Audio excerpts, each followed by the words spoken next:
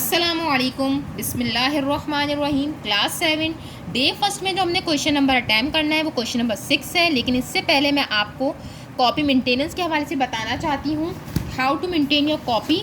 लेकिन आपने ये सारा काम अगर कर भी लिया है तो आप देख लीजिएगा, कोई अगर आपने गलत काम किया इसको सही कर लें, करेक्शन कर लें।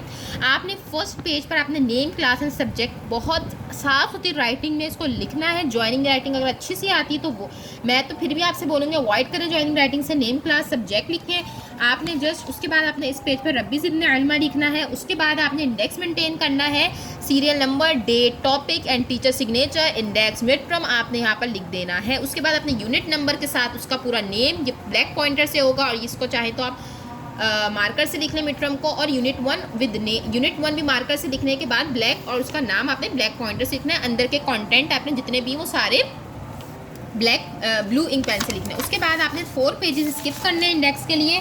आपने 4 पेजेस स्किप करने हैं इंडेक्स के लिए। मिड टर्म का टाइटल पेज बनेगा। उसके बाद आपने एक पेज स्किप करना है। आपने एक पेज स्किप करना है सिलेबस के लिए, मिड टर्म के लिए मैं इंशाल्लाह ताला लिखवा दूंगी आपको। उसके बाद आपने यूनिट 1 जी बेटा आपने उसके बाद यूनिट नंबर 1 अच्छे से आपने इसको ब्लैक एंड ब्लू मार्कर आप यूज़ कर सकते हैं। ऑपरेशनल सेट्स याद रहे, किसी किस्म की डिज़ाइनिंग आपने इस टाइटल पेज पे नहीं करनी है। बिल्कुल साफ़ सुथरा नीट एंड क्लीन आपने टाइटल पेज बनाना है बेटा। इसको अच्छे से मद्देनज़र रखिएगा। प्रीवियसली भी आप लोग ने इसमें डिज़ाइनिंग कर देते हैं, लेकिन प्लीज़ बेटा इसको अच्छे से आपने साफ़ सुथरी राइटिंग में बनाना है। कैपिटल लेटर यूज़ करना है आपने, black marker and blue marker use करना है। इसके अलावा कोई भी आपने फर्दर मार्कर यूज़ नहीं करना है। जज़ाकल्लाह।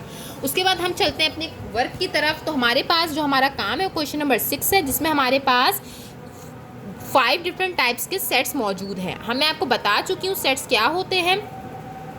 सेट्स किसी भी चीज़ के कलेक्शन ऑफ ऑब्जेक्ट्स होते हैं with well defined distinct object का कलेक्शन होते हैं। ये सारी प्रीवियस बातें हमारी हो चुकी हैं। लेकिन उससे पहले हमने जो है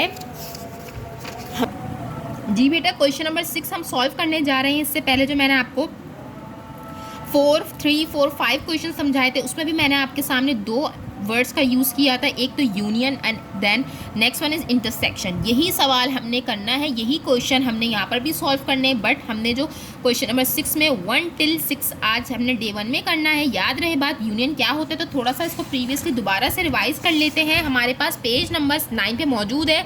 what is union of sets, kindly याद रखिएगा।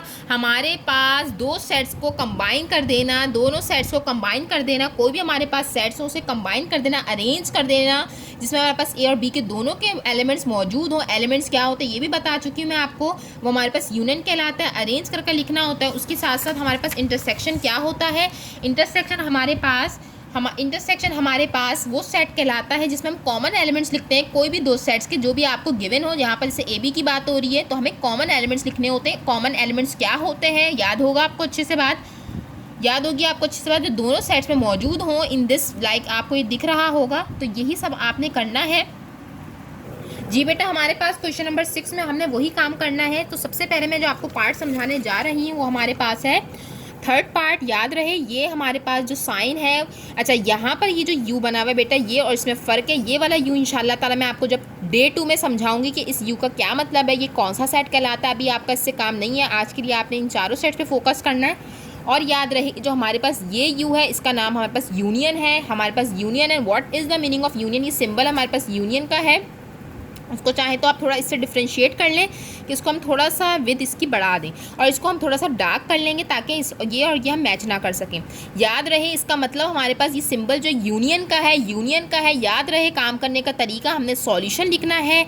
उसके बाद हमने सी यूनियन डी फाइंड करना है। तो सबसे पहले हम सी सेट लिखेंगे जो कि हमारे पास क्या है बेटा मेरे 5, 6, 7, 8 है। उसी के साथ साथ हम डी सेट लिखेंगे जो कि हमारे पास क्या है 2, 4, 6, 8 है। याद रहे बात, हम फाइंड क्या कर रहे थे, सी यूनियन डी फाइंड कर रहे थे। चाहे तो आप यहाँ पर लिख भी सकते हैं कि हम ये फाइंड कर रहे थे, क्वेश्चन मार्क कि हम फाइंड करना था।